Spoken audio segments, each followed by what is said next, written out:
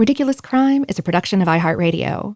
Zaron. Hey, whoa, yeah. Zaron. Hey, I wasn't napping. How are you today? I'm very well refreshed. Are you awake? Yeah, totally. Look at me, awake. I'm not. My eyes are awake. I'm not. Listen, Yeah. pal, buddy. Oh, listen, old bean. Yeah. Do you Hit know me with it. Do you know what's ridiculous? Oh, girl, do I. It's a little navel-gazy, but I got to say. I'm into it. Yeah, I can't read, apparently.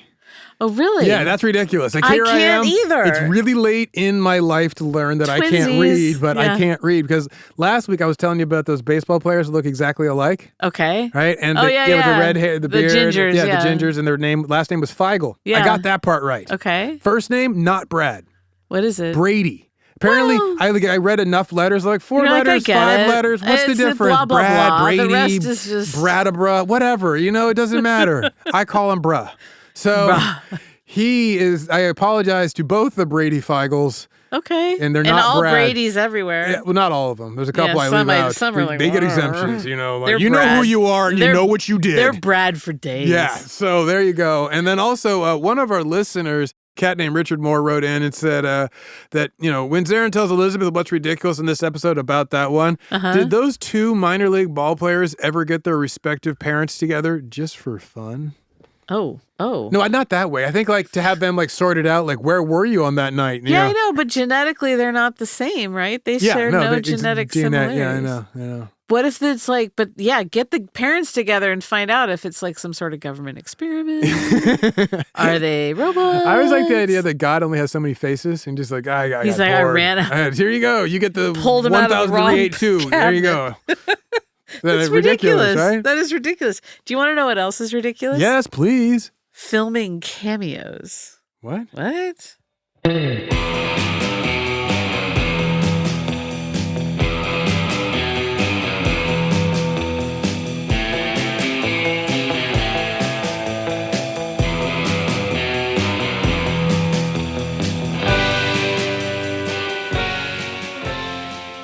This is Ridiculous Crime, a podcast about absurd and outrageous capers, heists, and cons.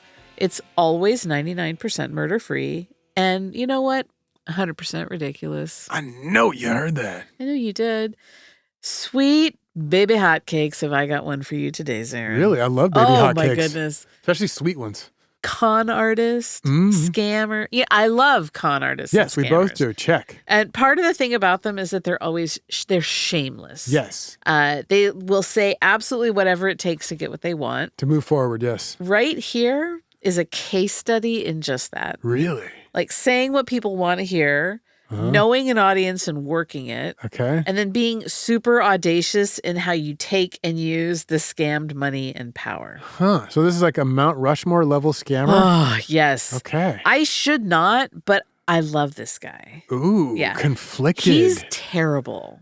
And I deeply, deeply disagree with him about pretty much everything. That's what I feel about Pablo Escobar. Right. See? I have a begrudging respect for him. This is my Pablo Escobar. But I'm he's horrible, horrendous. I would never say and stand by anything he's ever done. I would apologize to anyone who's ever hurt. But I will still sit there and go, I love the guy. Yeah. Well, so this as guy, an idea. He's so entertaining and he's so messy. And his wings have been clipped, so he's not the danger that he once was. Okay.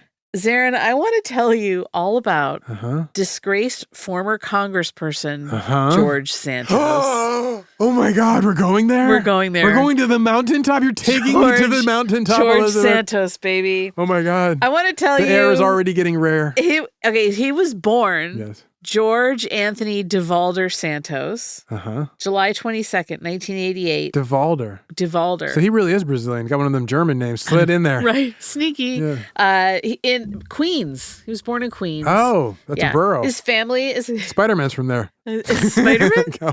is Peterborough. His family's from Brazil, as you said. They were all immigrants who came to this country looking for a better life. They took hard jobs. His mom was a housekeeper, cook, nanny. His dad was one of your people, a house painter. Oh, yes. Like, good people. Salt of the earth, Yes. folks, right? His childhood was rough. They were super, super poor. The cowboys of construction. You're right? They lived in terrible conditions in Jackson Heights, Queens. Okay. But his mom did everything that she could to still get George, like the little things that would make him feel like a regular kid. Oh, nice. So like toys and stuff. When they had absolutely nothing, she would scrape together and make sure he had like nice Trips clothes. to the zoo, the museums, that kind of stuff. His dad took off, but his mom just kept plugging away, like doing the best for her 2 kids. He has a sister. So this hard scrabble life put George in positions of having to make choices, like to be truthful or to tell a lie. Ah, those types of choices. To crime or not to crime. Ah, yes. Yeah, and he didn't always make the right choices. No. No. Our Georgie? Our little Georgie. In my research, it became apparent that George told the world lies, created falsehoods that were just the life that he wanted to live. Oh, so he's a fabulist of his own telling. He's not trying to impress you. He's trying to almost impress himself. Exactly. And it seems like he almost couldn't control himself. Like he lied about everything. And he used his lies to manipulate situations and get ahead. Like he's always hustling. Okay. He has no relationship to truth, essentially. None. Unless forced upon him. Right. And even then he's like, no, that's not true. Get behind me, Satan. That is no. So like he didn't graduate from high school. He got a GED, but he told everyone that he went to this really prestigious and expensive New York school, Horace Mann. Okay. And he did not. It seems like it's small enough it'd be hard to like get by. If anybody who's ever been there would be like, man, you weren't a man. Well, and then the thing is, though, is that like even when faced with all this evidence, when people are like, we went through 128 years of their yearbooks, like they searched their database, they went through records. No you George there in Santos, the 30s, no the 40s, no the Devalder. 50s. Like, you're not a time traveler. No iterations of your name. He's like, well, then I went there. I don't know what's the problem. Yeah. Talk to them about their bookkeeping. So he would tell tales about his mom being this major Republican donor, like canvassing for Rudy Giuliani. She's actually a major Democratic donor? No, she just was like not politically. She had like shaky immigration status. Oh, right. And she's not going to be out there going knocking on doors. He said that she was like this high-powered financier in an office in the World Trade Center. I mean, and she was surrounded by wealth in her job because she was a housekeeper to all these like Fortune 500 families. Wow. So she was close enough for him to observe it so he could speak knowledgeably about it. That's exactly it. Interesting. He said he graduated from Baruch College with a degree in economics and finance, and that he also had an MBA from NYU. Okay. And nope on both. He was like flamboyant guy. He is a flamboyant guy. He married as a young man. He married a really beautiful Brazilian woman. A woman. And people were like, I didn't think that. I would have been surprised by that. The women didn't think that he was interested. And a lot of people thought maybe it was like a beard because he had such a conservative family. Sure, yeah. The relationship didn't last long. It was like pretty much concluded to be a citizenship thing. For her to get her green card. So it worked out for both of them. Yeah, I guess. Essentially. It was like a business relationship. And so like he wasn't out per se. He just wasn't telling. Okay. But he wouldn't talk about the whole marriage thing. But it wasn't actual, there was no romance. He's not okay. No, but so he went back and forth to Brazil to see his family. And a lot of times when he was there, he would go by the name Anthony Devalder. He told people he met there that his dad was like this super rich guy in New York. One of the times he was there, 2005, he participated in this absolutely raucous pride celebration in drag. And there's this book called The Fabulist, which is interesting. You should, describe him as such, by Mark Chiusano. It's all about George. Sure. And in it, the author tells the story of George at this pride parade and how he got interviewed by a TV crew. Quote, "The interviewee, who is indeed Santos, according to friends and ex-friends of the future congressman, has the confidence of youth. He's not yet 20. The breathlessness of a party, of nighttime, of being one among many and not alone. He is far from Queens. He is unfettered by familial authority figures and restrictions. He revels in this permissive, affirming culture, just a nice change in general from the same old atmosphere back home. He nonchalantly grabs a pair of sunglasses off a less than fully clad man next to him, dons them, the sunglasses, with the explanation that they're required since he fudged his makeup. He lights up when a microphone enters the frame. True to current form, Santos also gets in some self-promotion about his presentations or performances at the big Rio drag clubs of the era, like Cascadura or even Le Boy. Then the interview ends with Santos's hand skimming smoothly across the semi-bare chest of the formerly sunglassed man he'd used for a TV-ready accessory. It's a beautiful night in Niteroi. It is a beautiful time to be uninhibited, to be alive. So you have this young guy living it up, best life. Totally. This will come Peak back moment. to haunt him later, this interview. But in that moment, he's living it up. No responsibilities, just dreams. Sure. But so many contradictions. So like he was doing drag quite a bit then, and it's something that he later denied. Was he really at Le Boy in those big drag places? That I don't know if that was, Okay, but yeah. I know that there are people in Brazil who confirm. Oh He yeah, was in the did community, drag all the he time. did shows. He brought like expensive materials from New York down to Brazil that people couldn't get to make costumes. That's a good way to ingratiate yourself. Now he, posts on social media about how there are only two genders.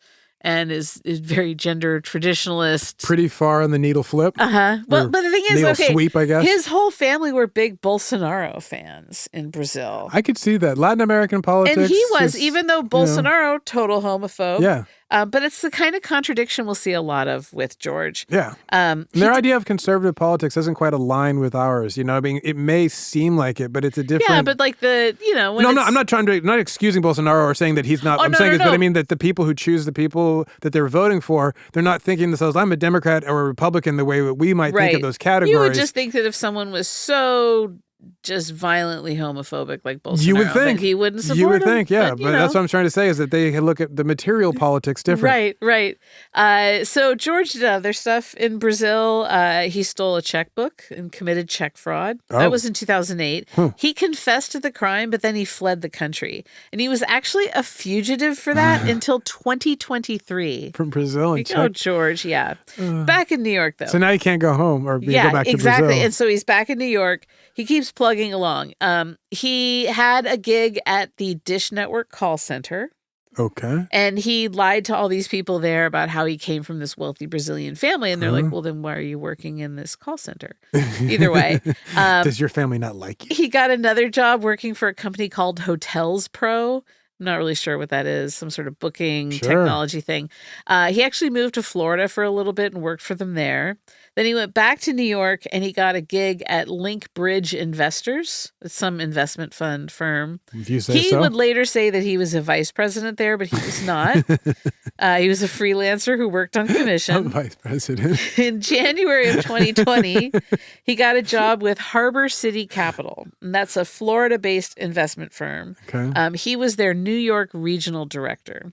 And he told people that he was managing $1.5 billion in funds for Harbor City, and with a fixed yield of 12% and an internal rate of return of 26%.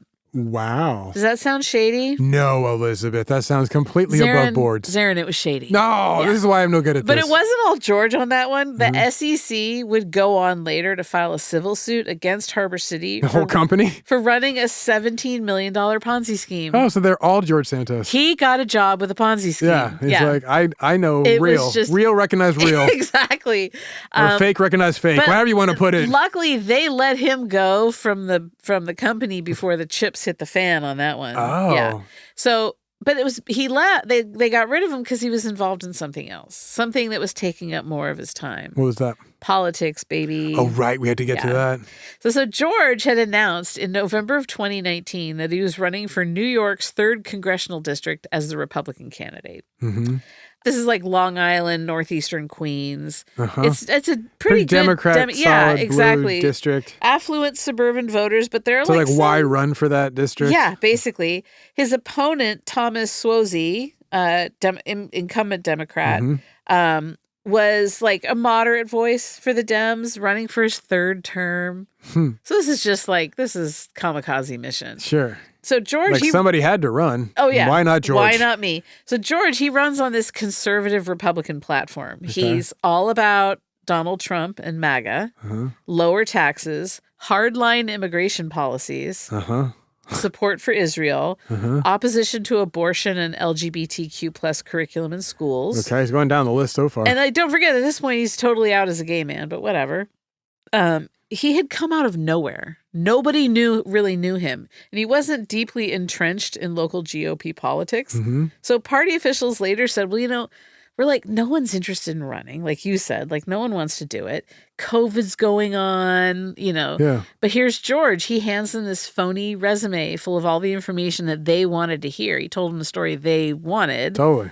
So he goes hard on the campaign trail. He really pushed like this amazing background he'd created for himself. He's not the son of struggling immigrants with shaky legal status. He's not the guy who struggled and worked in call centers. No, he's like, look, I have this degree. I have an MBA. He added some spice in there too. He's like, I worked for Goldman Sachs and Citigroup as a Wall Street executive.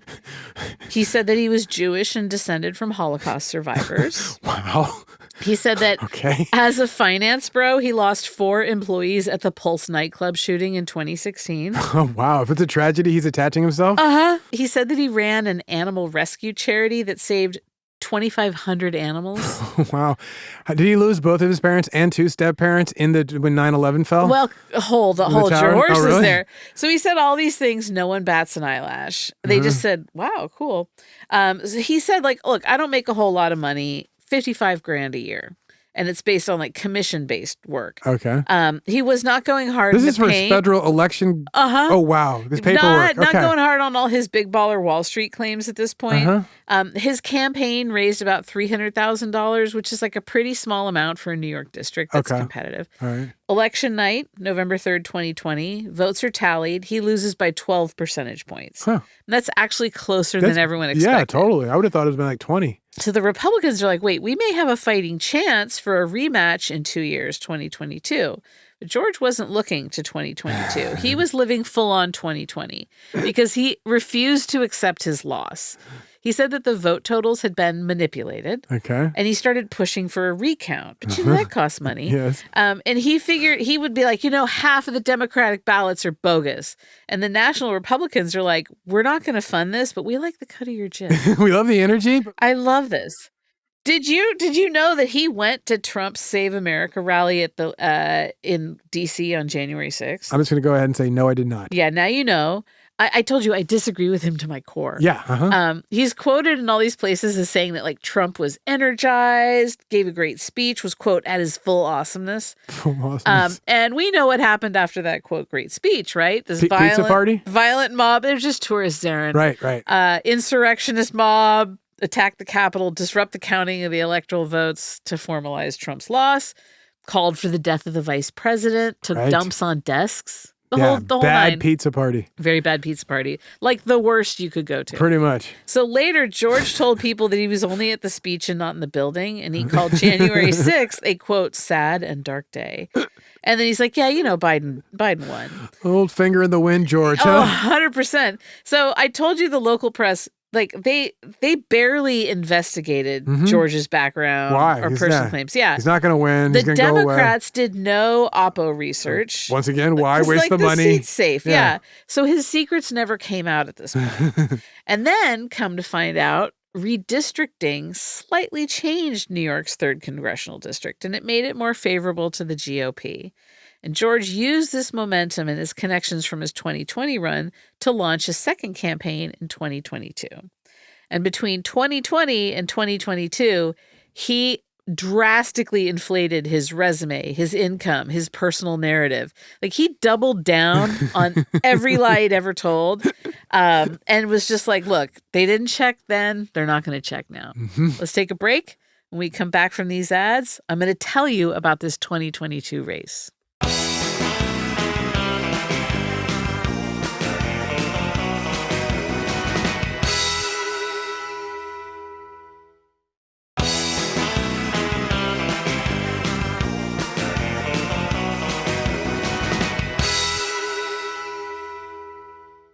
Zaron. Dude, I was reading some about George Santos on the break. I did not know that he invented the Corvette, lasagna, and also Mondays. He did. Yeah, it's really incredible. Garfield. Yeah, it's really amazing. It's amazing. George Santos. George Santos. He lost, like we said, the New York 3rd Congressional District race in 2020. Do you remember how he'd been working for Harbor City and then he left to work on the campaign? Yeah. Around that time, he founded a company called Divalder Organization. The Divalder Group. Yes. And although he was living in New York, the company was registered in Florida. And on financial disclosure forms, he called it a, quote, capital introduction consulting firm. What does that even mean? Capital introduction consulting Show firm. me the money firm. I'll introduce you to money. I guess. This is money. Money, say hello. Hello. When he was eyeballing the new run in 2022, because the incumbent wasn't going to run again, all of a sudden, his reported personal income changed. None of this 50 grand a year stuff anymore. He said that he earned between $3.5 to $11.5 million from the Divalder organization. It's quite a spread. That's a come up. Yeah. From 50 grand to Wow, that. look at him. He said he was the sole owner and managing member of the company and that they managed $80 million in assets. It's a big organization. Can I get a job, George? How many employees? How many employees do you think he had? 7 named George Santos. That's right, 0. Yes. Yeah. Fun fact, the company's mailing address was an apartment owned by Harbor City's chief technology officer. Huh. Oh, it's cozy. So here we are, 2022. George announced his candidacy for New York's 3rd. He is running unopposed for the Republican primary. And he secured that nomination, no problem. Boom. Remember, the district was redrawn and the playing field had changed. So also, the Divalder organization lent his campaign more than $700,000. Oh, his own. Where Wow. did it come from? What? Yeah. Who's to say? What money line did? Yeah, shady. So with his campaign strategy, involved. That money was real. The $700,000. That wasn't an account. That was like people saw it. There was escrow. It paid for things. I don't think it was real. I think Okay. it was just all shells moving around. Okay, I was just wondering if In there's order actual. to juice it so everyone else wants to give him money. Yeah, I wonder if you wanted to go buy some Diet Cokes with this. I don't think you could buy. Maybe you could buy one. Okay. Yeah. So his strategy was like, I'm a successful businessman and I have a compelling personal story. Who doesn't? Who doesn't? He stuck with, I went to Baruch College. He said he worked at Goldman Sachs and Citigroup.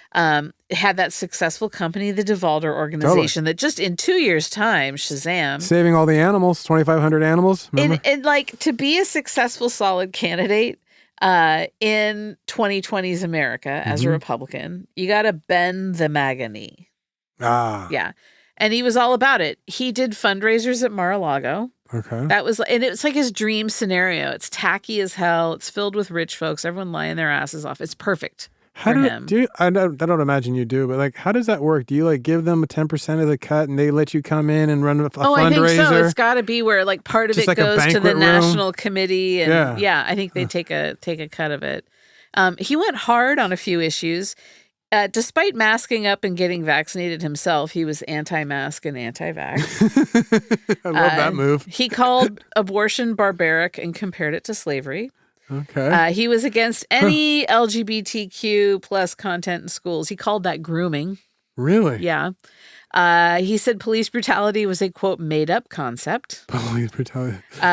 He was anti-Black Lives Matter, calling it Marxist. Marxist. And for the love of God, I wish that each person who uses the term Marxist be required to actually read Marx, because it's so off the mark and infuriating. Anyway, so he's playing the MAGA greatest hits for his constituents, and they're eating it up. They're loving it. And he looked around at fellow politicians, and he saw that lying didn't matter anymore. It's just Not what anymore, you did. yeah. This is from the book The Fabulist. Quote, in the Trump era, not only was there little penalty for conspiracy mongering or outright lying, it could actually be a draw. Election misinformation was just part of showing your colors, as Santos had done quite publicly at the pre-January 6th rally in Freedom Plaza when he shouted to the crowd about his election getting stolen. It became one of his favorite canards, this habitual liar. There were many flavors. He could be flippant about supposedly almost winning, or he might be very dire, as when he claimed that he beat his 2020 opponent on election night for 14 days until the ballots never stopped coming in. He said it on podcasts and in public. He even touched on it to people posing as Republicans, as when he told an undercover Democratic tracker that, yes, he, quote, wrote a nice check for a law firm to help out some of the January 6th patriots. Was it real? Who cares? Democrats clutched their pearls, but the right wing loved it. The crazier he talked, the more he aligned himself with MAGA world. And there were supporters to be found there. It's just, it's It was just it's not just transactional, but just straight up, not in the monetary sense, usury, but usury in the sense of I can do, this is good for me. So even the crowd, the MAGA crowd's doing it yeah, we'll take this gay Brazilian dude as long as he says hateful stuff against the people we say hateful stuff and about. it'll raise more money. Yeah. And so, as with most campaigns, George, his campaign commissioned a vulnerability study. Okay. And he was all about it, but his own vulnerabilities? Yeah. Okay. But as it was going on, he tried to cancel the contract. They started up, they're like, okay, we're going to work on it. He's like, oh, wait, hold on. Oh, no, you're finding too much stuff. Yeah, and it was for good reason because, who, buddy? It was not good. Yeah, they're like, none of this is true. Some of the staff was like, you got to drop out of the race. It was that bad. So we had the fraudulent academic degrees. We're going to tell. I'm just tell saying everybody. Right now. The involvement in a company running a Ponzi scheme. He had multiple evictions. He had a suspended driver's license. He was openly gay but married to a woman in a possibly fraudulent green card marriage. His team, they called this emergency conference to discuss the results of the study. And they told George, you have a choice. You can step down from the race and maintain your dignity. He's like, what dignity? Or you can keep running, give the Democrats the chance to put you on blast and ruin you. And he was like, listen, I'll get you all the diplomas. That never happened, by the way. And No. I'll think about what you've said here today. I'm really going to think about I'm it. going to put that in my heart. I'm going to feel it. I'm going to sit on it for a bit. I'm going to ruminate. So then a couple days later, he comes back to the group and he's like, you know what? I'm going to stick with it. It's not that bad. Don't worry about it. And then most of them quit on the spot. They're like, I want no stink on me. Forget my name. Yeah. So rumors, I was never here. Rumors are swirling, but his campaign just keeps chugging along. According to the New York Times, quote, around that time, Mr. Santos began attracting the suspicion of a pair of friends and potential donors active in New York Republican circles. Mr. Santos claimed to one of them, Kristen Bianco, to have secured the endorsement of former President Donald J. Trump when he had not. That prompted her to express concerns about Mr. Santos to plugged-in Republicans, including associates of Representative Elise Stefanik of New York, one of Mr. Santos's biggest early backers, whose top political aide was assisting his campaign. Later, Ms. Bianco and her friend became suspicious that they could not verify his work history. We're just so tired of being duped, Ms. Bianco texted Mr. Santos in early 2022. After he refused her request to produce his resume, Mr. Santos wrote back that he found the request, quote, a bit invasive as it's something very personal. So personal. You're running for office and you're like, I can't tell you my resume. You put yourself here, sir. No one asked you. No. Soon, the race starts becoming more high profile thanks to the redistricting. Oh, right. It's now contentious. It was too late for the Republican doubters to swap in someone solid. Mm-hmm. And the Democrats, they didn't have the time or the money or the people power to do a deep dive on George. So At least that's their excuse. Yeah. So their opposition research sent up a bunch of red flags, but they were never chased down.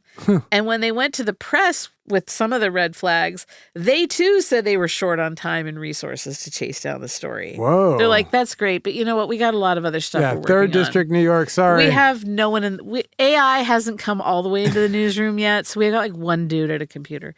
In interviews and meetings, he stuck to the lies from before. Well, you have to. That's the move. Oh, yeah. And again, till the wheels fall off. He said that his grandparents had fled Jewish persecution during World War II, and he was a proud American Jew.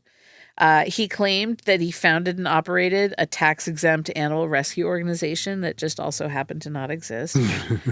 He started talking about how he owned multiple properties, but records later show he didn't own any real estate. September of 2022. Did they check Minecraft? You know what? Or Sims? Sims, yeah. There's a lot of places that they could have. You got to think broadly. Mm-hmm. September 2022, just before the election, the North Shore Leader newspaper started looking into his history. And they reported on his employment and his financials, but it was a small local paper, which is the backbone of journalism in this country. Totally. And so no one paid attention. When you said North Shore, I'm like, why would the Hawaiian paper care about... It was really big for local news. They're really expansive. Covering the New York 3rd District. So, like, no one's looking. It didn't have legs on a bigger stage. Yeah, I think get is it. what Yeah, they thought. totally. So George, he's like riding that Republican momentum, loving it. This Republican surge contributed to increased turnout. And that gave support to down ballot candidates like Santos. Just voting R, and they're like, okay. Yeah, straight right down ticket. the ticket. Exactly. So the general election, November 8th, 2022, Santos won the seat with 53.74% of the vote. That's a lot. It is. And he beat this other guy, 46.22%. So after the election, the press finally picked up on the story that he was a straight up liar. Like, once he's won the after election. the fact. That's a big move these days in politics. So December 19th, 2022, New York Times reports on his lies. His lawyer denies everything, but like the ball's rolling. George hadn't even been sworn in yet, and the press is just all over him. So then New York Attorney General Letitia James, she announced an investigation had been opened due to his suspicious financial dealings. December 26, 2022, he broke his silence. And he told the New York Post, quote, "I'm not a fraud. I'm not a criminal who defrauded the entire country and made up this fictional character and ran for Congress." Like, that's exactly what... Sorry, you just said what you are. We couldn't say it so succinctly. You know what? Every day is opposite day with George. Oh, my God, yeah. Every day. Sounds like it. So he did tell the Post that he didn't actually graduate from college. He's like, you got me there. And I didn't work for Goldman Sachs or Citigroup. But, like, that's it. Those are the only... Those are it. Sure, George. Oh, and then, like, about being Jewish, he said that during the campaign, he was a, quote, proud American Jew and also called himself a Latino Jew. But George then, like, had to confirm, actually, I'm Catholic. I'm a Catholic Jew. And they're like, what's well, called a Catholic Jew. Are you trying to claim Jewish heritage? He's like, no. See, quote, I believe we are all Jewish at the end because Jesus Christ is Jewish. And if you believe in Jesus and we're all brothers in Christ, I mean, it just ends with I mean. So during a December... It's like a 10-year-old's argument for why they should get more pizza on like a sleepover night. And because we're all Jewish, because Jesus is Jewish, we should get pizza because... December 26th, 2022, he gives an interview and he said, quote, I never claimed to be Jewish. I'm a Catholic. Because I learned my maternal family had a Jewish background, I said I was Jew-ish. That is top notch. He's Jew-ish. That is so beautiful. I think he bit an old Andy Kindler line with that. Seriously? I think so. Oh, my goodness. He would later say that he had a DNA test that confirmed his Jewish ancestry, but you aren't allowed to see it. It's personal. It's from Lizzo Industries. Yeah, I can tell you what you can. It says I'm 100% that. You can't see the DNA, but you know what you can see? What? Zaron, close your eyes. Oh, yeah. I want you to picture it. I cannot wait. It's January 3rd, 2023. You are tech support at the U.S. Capitol Building. In fact, you're the director of audio resources, meaning you make sure the microphones work. The system is pretty good. You keep things tight. All the wires are color-coded and expertly braided and organized. You are behind the scenes of the House floor, keeping an eye on the mic system. The House of Representatives is set to elect a new Speaker of the House. Kevin McCarthy, the previous minority leader, should be a shoo-in. As soon as he's crowned Speaker, then they can start swearing in all the new members. You've heard rumbles that Matt Gaetz and Marjorie Taylor Greene, whom you refer to as Beavis and Butthead, much to your staff's delight, are up to something. Not surprising. Whatever, you just watch the soundboard and adjust some gain dials, volume, reverb, pedal effects. You have a crazy setup back there. So looking out over the source of the mumbled conversations with occasional laughs and coughs punctuating the tense air, you peek out at the floor and you watch as Gaetz and Taylor Greene huddle in confab with other representatives. McCarthy works the room, shaking hands and patting backs, and then you see him, the big news item, George Santos. He looks so out of place, so uncomfortable. He's tried to cozy up to Gaetz and Taylor Greene, standing just beyond their orbit. He looks like a scared, nerdy kid at his first day at a new high school, trying to befriend the school bullies. But now he sits alone. You have no inclination to warn him or feel any sense of pity or care. See, you take Washington and the federal government seriously. This is sacred ground. Your belief is in this great country of ours, this beautiful experiment. You revere this building and the history it holds, both good and bad.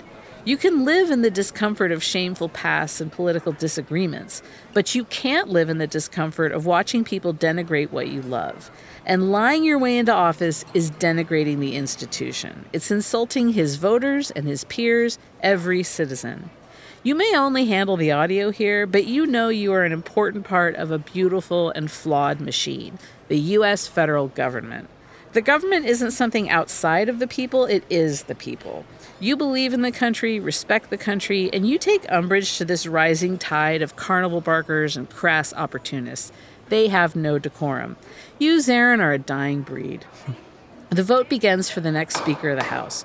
Roll is called, and alphabetically, each representative stands to announce their vote. McCarthy, Jeffries, Biggs. We're into the S's. You hear it in your headset. Santos. You look out and you see him stand, say McCarthy, and then sit back down. Dang it, he's too far from a mic. Enough people heard it, though. But then you see the levels increase on your board. The Democrats are jeering him. You can't quite pick up what they're saying. Urgh, your mics. Although you think maybe it's better this way. People don't need to hear these things. People don't need to witness their elected officials behaving like this. Crude, hurtful. Zaron, you have got to get out of Washington while you can. It's eating my soul, Elizabeth. So it took, I don't know if you'll remember, it took 15 rounds of votes for McCarthy to finally get a speakership. And only then could George be sworn into office, which he was. It happened at like 1 a.m. a few days later. George Santos, now officially a member of Congress. Let's stop this madness and listen to some ads, calm our animal brains. When we return, Mr. Santos goes to Washington. Yes, Queen.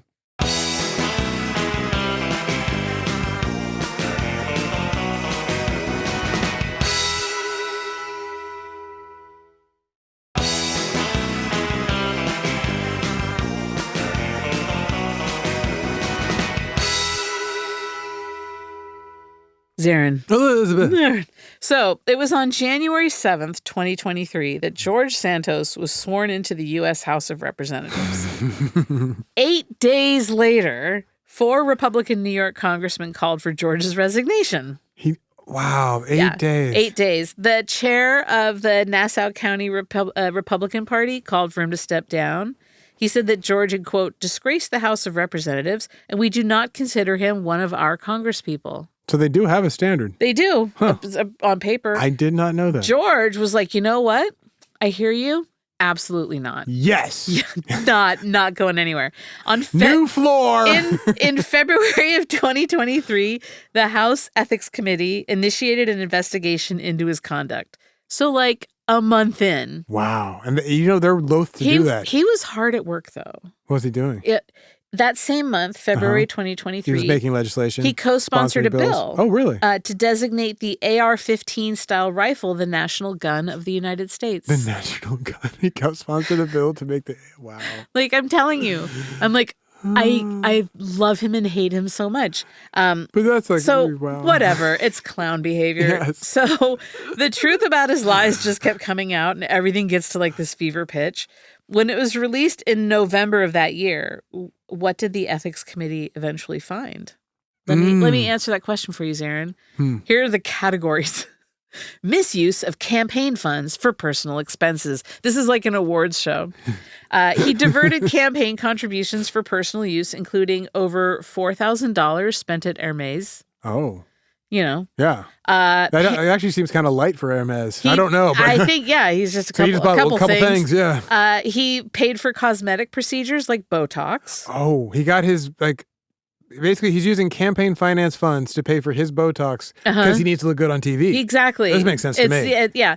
Subscriptions to adult content platforms like OnlyFans. It's harder to rationalize that one. But, it's just like self-care. Wait, give me a second, though. Wait, so he's trying to understand what his constituents are being irritated and annoyed by. I suppose it's research. So. It's into the evils that he's fighting against. He has to know it if he's going to fight it, Elizabeth. I remember I had to look at OnlyFans for that other story I told you. Yeah. And now you're an OnlyFans model. Yeah, I am. So, he paid for travel to like Atlantic City and Vegas but there were no campaign-related activities there. Once again, getting to know the sins that he wants to fight. Literally, up close and personal. Payments for his personal credit card bills and like debts. Okay, I think I can get this one. Yeah, okay, work this is it. Electioneering, which is you cannot separate the candidate from the campaign. Girl, you are like me doing my taxes. Right? Okay, let's go. Another category, fraudulent financial disclosures and deceptive practices. Pen slipped. I did not file that paperwork, and he that wasn't me. filed them 20 months late. 20 months late? That's almost 2 years. It's almost 2 years. That's like how you measure babies. Like yes. You're like, no, it's a 2-year-old. He reported a net worth of $2.5 to $11.5 million. Big range, yes. Even though, and he also had all these other claims that, like, By the way, I personally, when people ask, I say that I have a net value of a net worth of around negative $7 million to $2 million. Okay. Positive. Somewhere in there. Somewhere. Ballpark it. Yeah. Well, then he want a big range. He said he had all these other properties that he didn't have. Why would you claim them if you don't? Because you have to taxes on them. Well, no, this is just for your financial disclosures. Oh, well, yeah. Like, why? Anyway, he brokered a $19 million yacht sale between 2 major campaign contributors. What? Yeah. And I don't know if he took a cut. Whatever. Is that illegal? Let's try another category. Amateur boat swapping? Amateur boat brokering? Yeah. Exploitation of campaign for personal gain. So the committee concluded that he sought to fraudulently exploit every aspect of his House candidacy for personal financial profit. He even took the light bulbs. Yeah, they said he put his desire for private gain above his duty to uphold the Constitution, federal law, and ethical principles. He was absolutely, as would be expected, uncooperative with the committee's inquiries. No. And they would ask him for just straightforward stuff, and he'd be like, "Yeah, I'll get that to you. Yeah, tell it next tomorrow. never." It'll be there. Yeah, check your mail. Did you check your mailbox? No, It's there. I don't know what happened. I must have the wrong address. Or you have the wrong address. So the committee's like, you know what? We're going to refer all this other stuff that we have for potential criminal conduct to the Department of Justice. How do you like them apples? May 2023. Federal grand jury. So he gets it January 2023. He's sworn in. Now we're in May 2023. Not even 5 months. The federal grand jury in the Eastern District of New York indicted him on 13 counts. And that's 7 counts of wire fraud, 3 counts of money laundering, 1 count of theft of public funds, 2 counts of making materially false statements to the House of Representatives. That sounds like a big one. Yeah. And so the charges allege that he embezzled campaign contributions, that he fraudulently obtained unemployment benefits. Wow. So while he's like, I make $11 million a year, P.S. I'm on unemployment. He lied in financial disclosures to the House of Reps.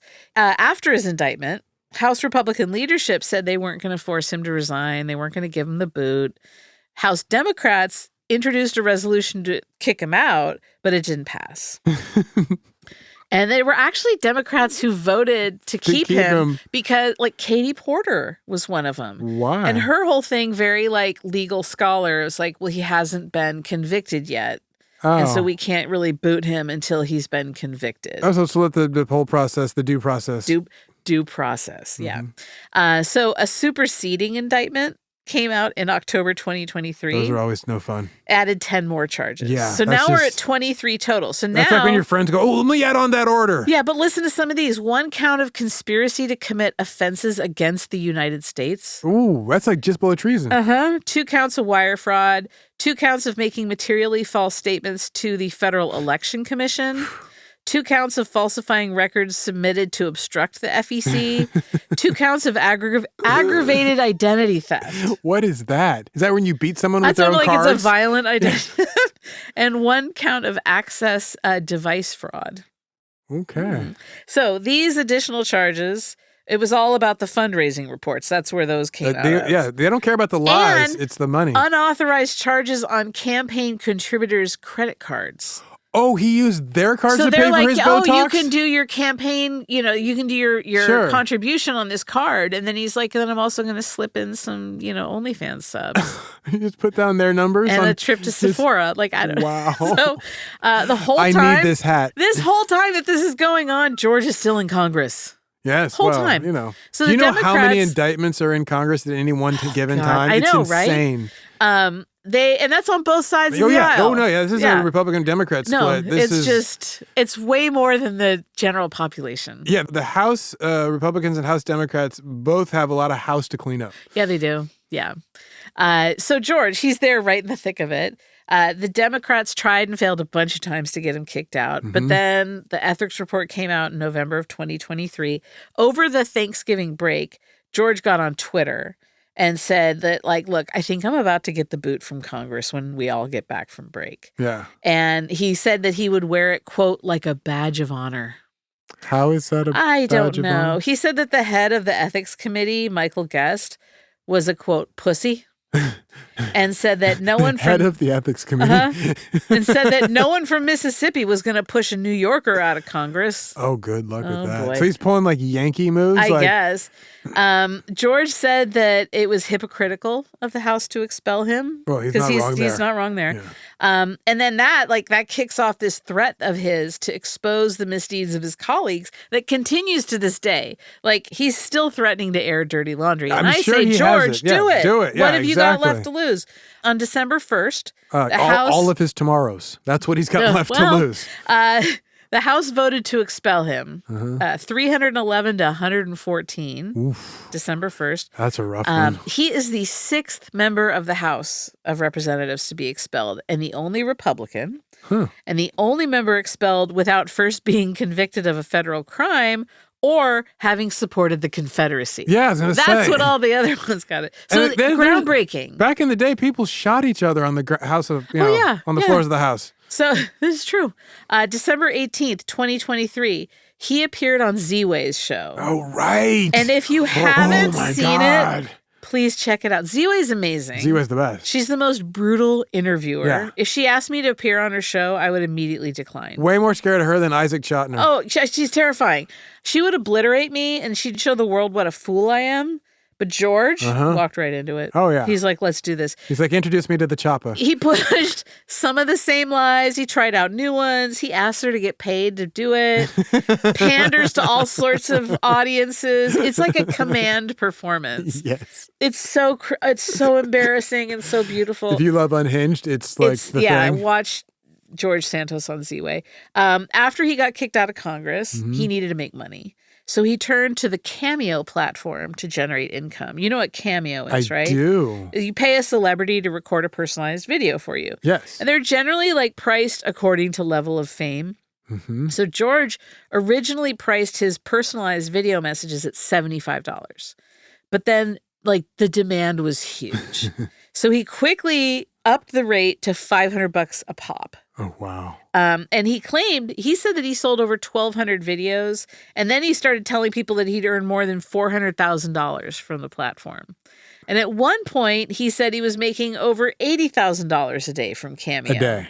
Yeah, a day. A day. Which is way more than the annual congressional salary of $174,000. Totally. And that's like Wilt Chamberlain math. Like, I'm so busy every day. Exactly. All I'm doing is cameo. Consider the source. I know, I don't. So despite his legal troubles, his Cameo endeavors were deemed legal and ethically permissible because he was no longer subject to House ethics rules. That totally makes sense. Yeah. And then experts noted that unlike his previous fraudulent activities, his Cameo earnings were actually transparent transactions with willing participants. That's true. Yeah. Everybody knew what they were paying for and what they were getting. He's not getting their credit card numbers personally. No, it's going through the platform. On August 19th, 2024, George Santos pleaded guilty in federal court to wire fraud and aggravated identity theft. Got it down to 2 charges. Yeah, because the plea, like that way he does this plea deal, avoids the trial. They're going to throw in wire fraud because they love that one. They love That's it. Just like, it just is so good. It's so juicy. And it has real charges. It's got legs. Yeah. In his guilty plea, he admitted to filing fraudulent FEC reports to misrepresent his campaign's financial status. He admitted to embezzling funds from campaign donors for personal use, charging donors credit cards without authorization, stealing identities to facilitate fraudulent activities, obtaining unemployment benefits through false claims. How great would it be if he was on unemployment while in Congress? Yeah. Anyway, lying in reports submitted to the House of Reps. Okay. He acknowledged that his ambition is what led him to make unethical decisions. He told the court, quote, "I accept full responsibility for my actions." But his social media post told a different story. And so U.S. Attorney John Durham said that he called the social media posts unrepentant and proved that he deserved, quote, "a significant carceral sentence." Oh, yeah. Yeah. So George, he replied to someone on Twitter who asked if he really used campaign funds to, quote, buy Hermès. "No," Santos responded. "That's a false statement that's been passed on as truth." But, like, that's not what he just said in court. So there are a ton more examples like that where he contradicted what he said in court and just basically, painted himself as the victim in all this. The man cannot stop lying. On April 25th, 2025, George Santos was sentenced to 87 months. That's more than 7 years. Damn, federal that seems prison. like a lot. In addition to the prison term, he has to pay $373,749.97 in restitution, and he has to forfeit more than $205,000. During the sentencing, he did express remorse. He said he regretted defrauding the voters who supported his congressional run. However, the judge was like, "I don't think you are for real in that." He said, Really? The judge called him a, quote, "arrogant fraudster." Oh. So the judge is like, "I can't believe a word you say." She highlighted all the social media activity, how he had tried to monetize his notoriety as evidence that he's just, again, unrepentant. He wept as the sentence was read, but the judge was like, and he asked for protective custody. The judge is like, "No. Really? Not for you. He's in Gen Pop. Gen Pop for you." So he has to report to prison by July 25th, 2025. Okay. Now, I'd read that he was trying to sell as many cameo videos as possible before July when he ships off to prison. And when I looked at the Cameo website, I saw that he was having a sale. Oh, no. Yeah. You did not. $100 for a video. Oh, Lord. And he does birthdays and special occasion messages. You can request a pep talk. I didn't have a Cameo account, but I saw that you could get 30% off your first video. Oh, my goodness. And I had $60 burning a hole in my pocket. Did you really? So I asked for a pep talk video from George Santos. And I told him, "I'm overwhelmed by the world. I'm super busy with my podcast. I just need some encouragement from the ultimate resilient diva, Queen to queen? George Santos." Yeah, basically. Oh, Elizabeth, his I love profile this. has a 1-hour guarantee. So you get the video within the hour. Are you kidding me? I'm not kidding. That's it has a little clock icon. Hey, he'll do it. He's desperate. And so how is that even physically possible? 30 or so minutes later, I had this message from George filmed as he sat in his car. Hey, Elizabeth, it's George Santos. And I know life can get really stressful sometimes, believe me. I would know a thing or two about stress. But I want you to know, don't get overwhelmed with being busy. Don't have panicky attacks because of your podcast. Your podcast is supposed to be part of your life and of you building yourself up through work. And it's a positive, not a negative. Don't feel like all the work is overwhelming or anything like that. Use it as a positive. That's how I use my podcast, as a positive. So I know you can do it. I know you can and you will. So Elizabeth, diva up energy, and always be resilient, be strong, and remember you're a queen and you can do whatever the you want. Bye. Yes. Diva up energy. Oh my God, Elizabeth, Diva, I love this for you. Diva up. He even called you a queen. Yeah. Yes. So every person I've showed this to has remarked on how he seems like such a nice person. He right? does. And I mean, lying narcissists have a way of coming across like that. But I do have compassion for the guy. I I even kind of like him, even though the political stuff he says gives me an aneurysm. Yeah. But he's such an interesting character. And now I tell myself diva up energy whenever things get crazy. That George wants me to be resilient like he is. And he's gonna survive this. Zaron, what's your ridiculous takeaway? Well, thank you for asking, Elizabeth. Yes. You so rarely do. Mine would be, I'm going to take away from this diva cup energy. So I'm going to be there for you as a diva cup while you diva up. Oh, God, no. No, is that, am I not getting this right? Do you know what that is? What a diva cup is? No, I just heard that it is. What? I know people use it. I know. Yeah, it's for divas only. Okay. Well, anyway, diva up. That's mine. Okay. What's yours, Elizabeth? Oh my goodness. People are complex. Yes, they are. People are very, very complex. It's best not to paint them or to see them through just one of their many identities. Well, and this I think was a good exercise for me to think about compassion and that like the anger that I feel and the I don't want to succumb to that kind of thing. And every single person is human, even though I don't think maybe they are. The nuns would be very proud of you. They would be so proud of me right now. No, for real, they would. They'd be so bummed that I wasted $60 on yours. That's charity. It's like giving to the most needy. I want him to have at least a couple packs of ramen in his commissary. Those aren't cheap. No. And he's not good with money. So I like how he's lecturing me on work. Yeah. Build with real stuff, Elizabeth. Work. Dave, I think we need a talk back. Yeah, let me rescue us all. Oh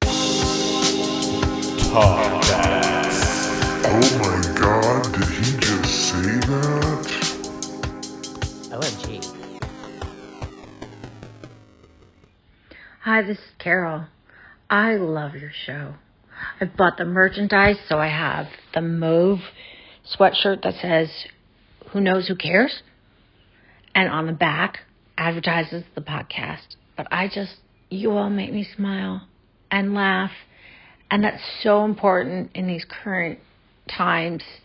And I just love it. My dogs love hearing you laugh. Archie and Georgia. Wait, Archie and Georgia. I love this. This whole thing is perfect. Shout out to Archie and Georgia. First of all, let's talk merch. Amazing. I love that you bought merch. Oh, you're wonderful and I adore you and thank you. Yeah, that was a good one. Yeah, we all need to keep laughing. Mm-hmm.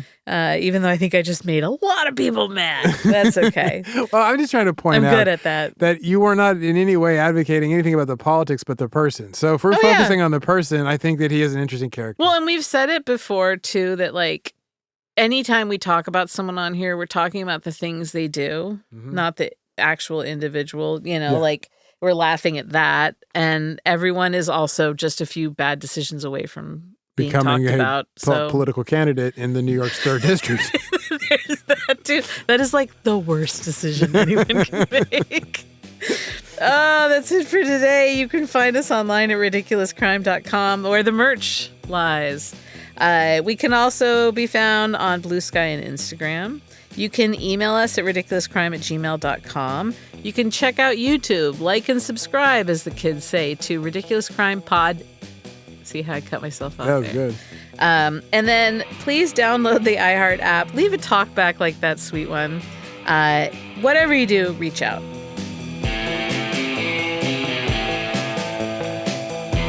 Ridiculous Crime is hosted by Elizabeth Dutton and Zaron Burnett, produced and edited by Druish Princess Dave Kustin, starring Annalise Rutger as Judith. Research is by Small Town Muckraker Marissa Brown. The theme song is by Mar-a-Lago Busboys Thomas Lee and Travis Dutton. Post wardrobe is provided by Botany 500. Guest hair and makeup by Sparkle Shot and Mr. Andre. Executive producers are Representative from New York's 134th District Ben Bolin and House Ethics Watchdog Noel Brown.